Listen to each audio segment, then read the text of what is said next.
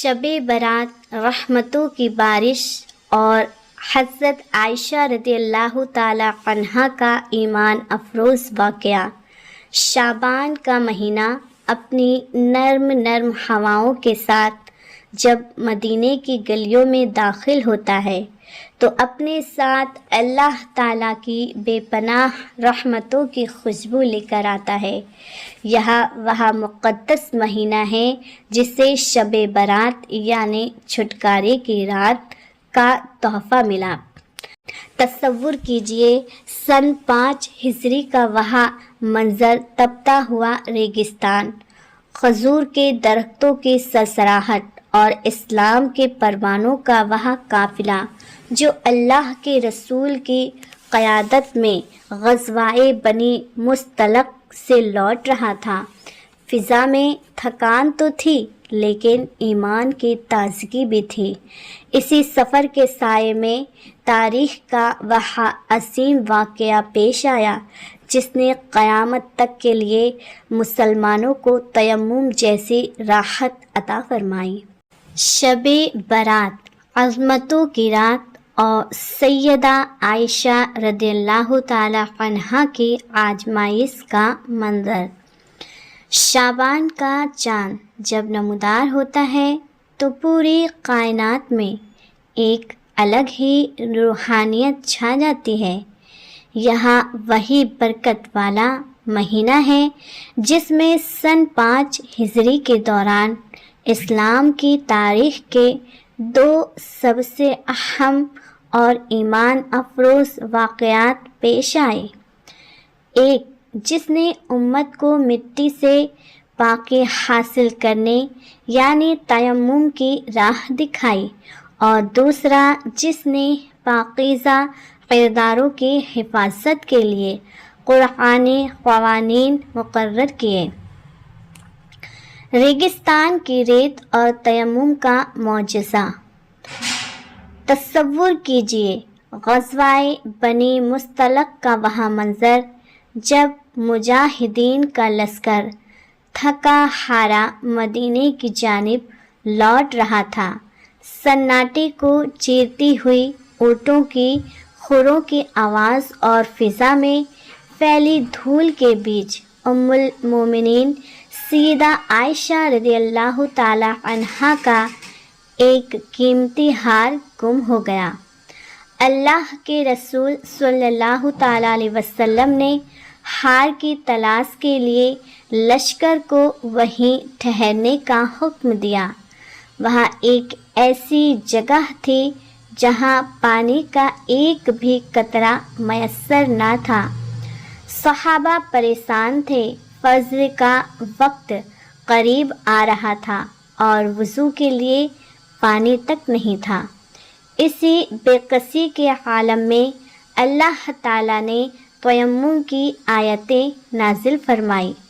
حضرت حسین بن حذیر رضی اللہ تعالی عنہ کی زبان پر انایاس ہی یہ الفاظ آ گئے: اے آل ابو بکر، تمہارے ذریعے اللہ تعالیٰ نے ہمیشہ مسلمانوں کے لیے خیر اور سہولت کے دروازے کھولے ہیں۔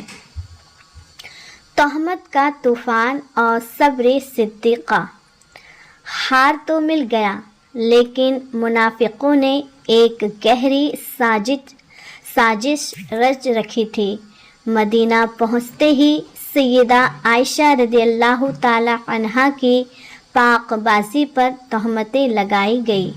آپ رضی اللہ تعالی عنہا ہفتوں بیمار رہیں اور اس بات سے بے خبر تھیں شہر کی گلیوں میں کس قدر زہریلا جھوٹ پھیلایا جا رہا ہے۔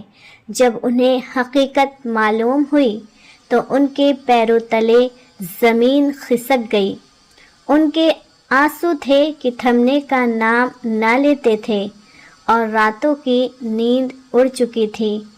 مدینے کی وہ فضا جو کبھی سکون کا گہوارہ تھی آج رنج و غم میں ڈوبی ہوئی تھی۔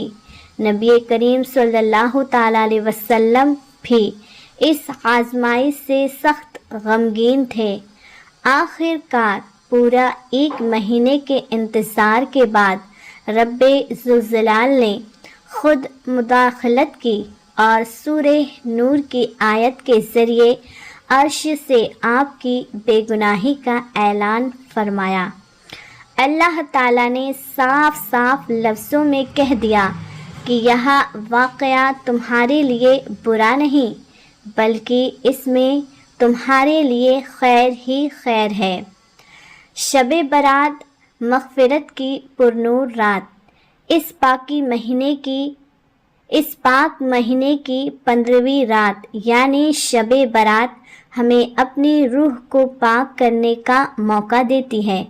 حضرت عائشہ رضی اللہ تعالی عنہا فرماتی ہیں کہ اسی رات انہوں نے حضور صلی اللہ تعالی علیہ وسلم کو جنت البقیع میں سجدہ ریز پایا۔ آپ صلی اللہ تعالی علیہ وسلم نے فرمایا کہ اس رات اللہ تعالی قبیلہ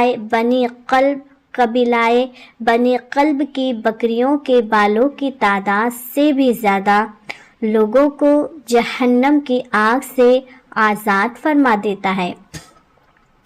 اس رات کی برکتوں کا دائرہ بہت وسیع ہے۔ پہلا، قسمت کے فیصلے۔ اس رات سال بھر میں پیدا ہونے والے، مرنے والے اور دیے جانے والے رزق کے فیصلے لکھے جاتے ہیں۔ دوسرا، عام معافی کا اعلان۔ سورج ڈوبتے ہی اللہ تعالیٰ کی رحمت پکارتی ہے کہ کیا کوئی ہے جو بخشش چاہتا ہو۔ تیسرا، ساودھانی لیکن یاد رہے، مشرک، دل میں کینہ رکھنے والے اور والدین کی نافرمانی کرنے والوں کی مغفرت جب تک نہیں ہوتی جب تک وہ سچے دل سے توبہ نہ کر لے۔ التجائے توبہ۔ میرے عزیز دوستو، یہ رات غفلت میں گزارنے کی نہیں بلکہ اپنے رب کو منانے کی ہے۔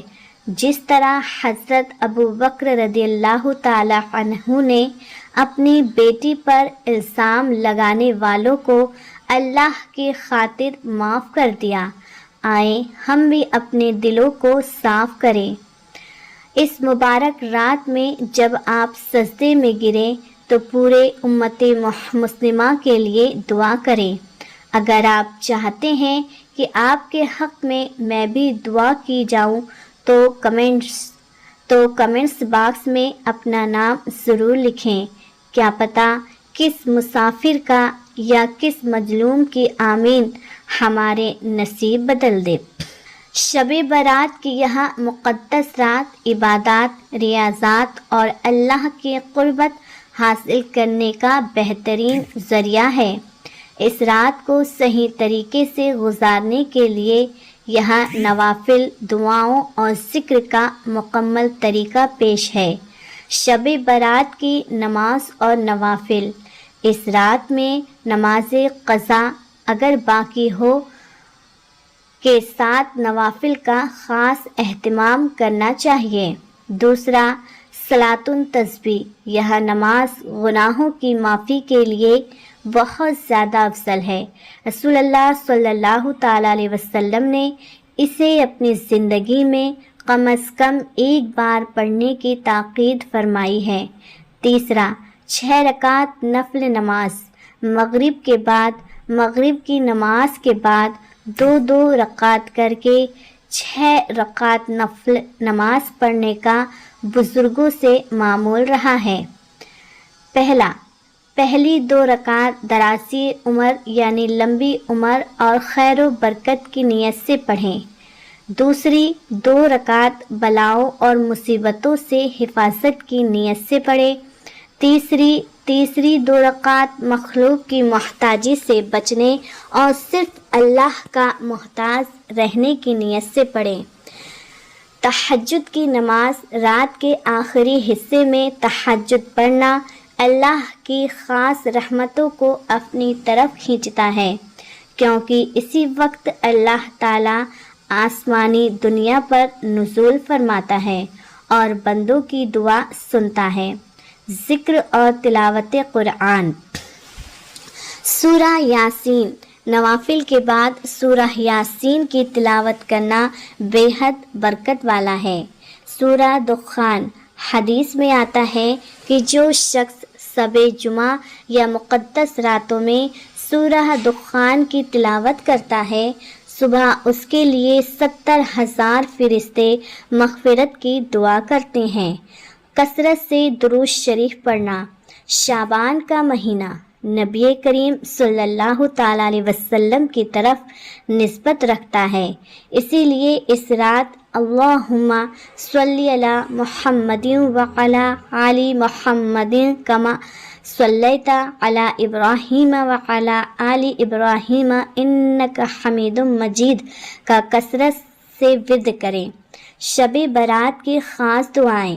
اس رات آپ اپنی زبان میں رو رو کے اللہ سے مانگیں، لیکن حضرت عائشہ رضی اللہ تعالی عنہا سے مروی یہ دعا بہت جامع ہے۔ اے اللہ، میں تیری رضا کے ذریعے تیرے غصے سے پناہ مانگتی ہوں اور تیری معافی کے ذریعے تیرے عذاب سے پناہ مانگتی ہوں، اور تجھ سے تیری ہی پناہ مانگتی ہوں۔ اس کے علاوہ وہ روحانی دعا جو آپ نے اوپر پڑھی اسے بھی ضرور پڑھیں۔